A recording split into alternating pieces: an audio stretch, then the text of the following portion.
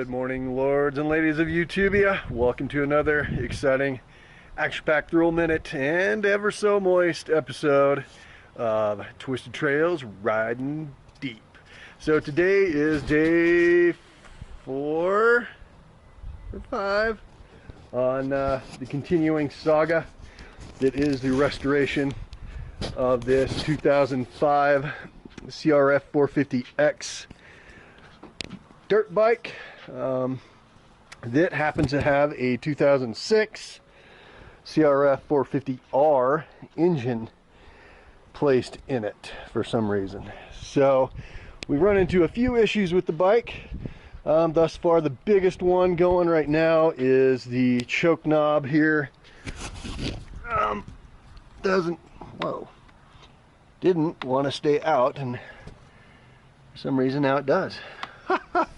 I don't know, maybe I shamed it into working, but despite that, I was able to get it started yesterday and rode around my neighborhood willy-nilly with this Mad Max looking bike just for fun, just cause yesterday. So again, this is day 4-ish of the bike build.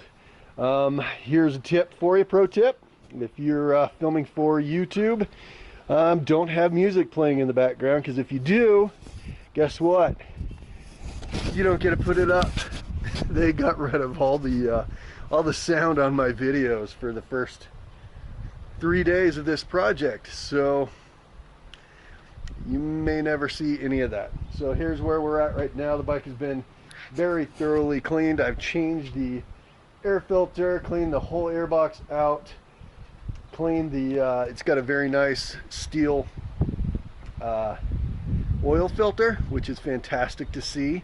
Good news on that is that it did not have a bunch of metal filings in it. It's always a little scary when you're doing that sort of thing. Change the oil in the engine, change the oil in the transmission.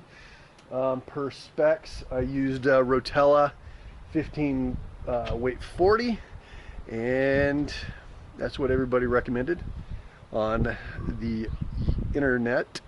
So, and if it's not on the internet, you know, never mind. Anyway, so that's what we've done. I clearly have put new grips on. Got my little hand guards on there, new front fender, new little fork guards. Bike's just looking a lot better. I need to get some new tires, although these tires aren't terrible. I just don't know what kind of tubes we've got in there.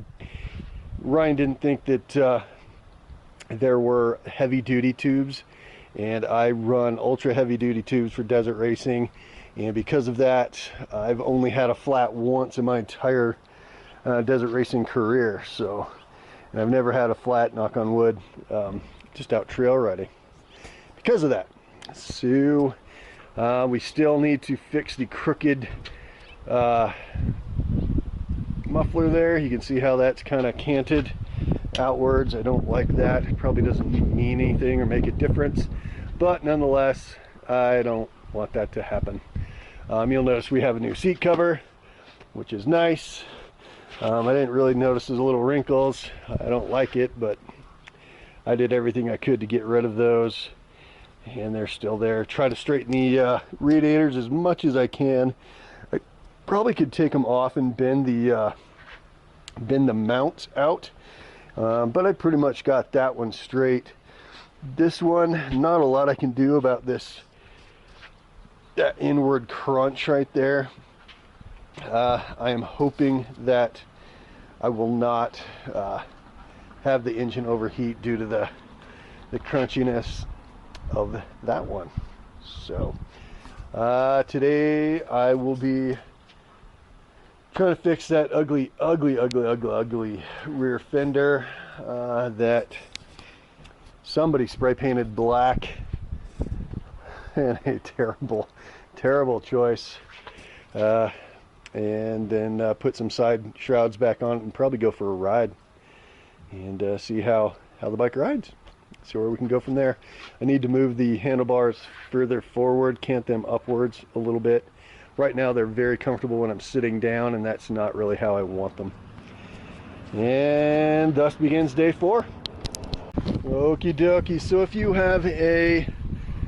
buy a motorcycle from a Moto Ninja that has decided they're gonna spray paint their motorcycle black, you can in fact buy this goof off pro strength graffiti remover to remove the offending spray paint and kind of turn your plastics a little bit back towards normal.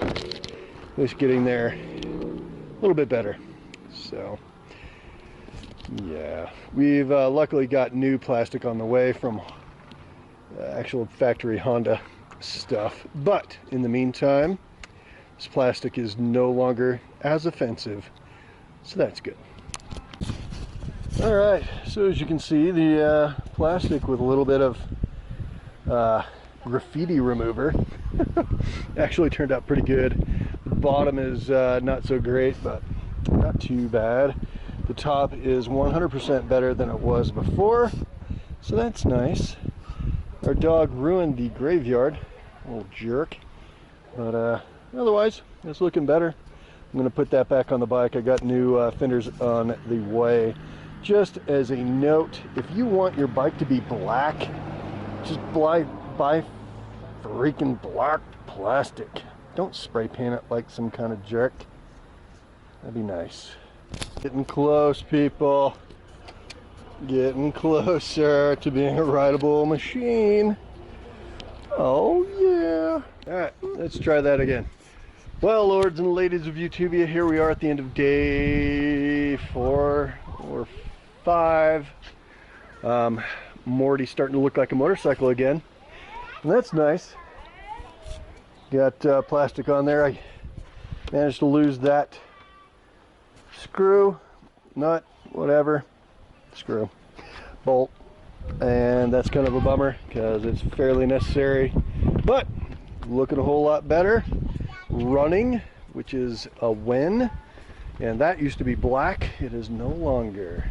It's dingy red, but it'll get me through till supposedly the new tail end is going to be here on November 3rd. Woo-hoo.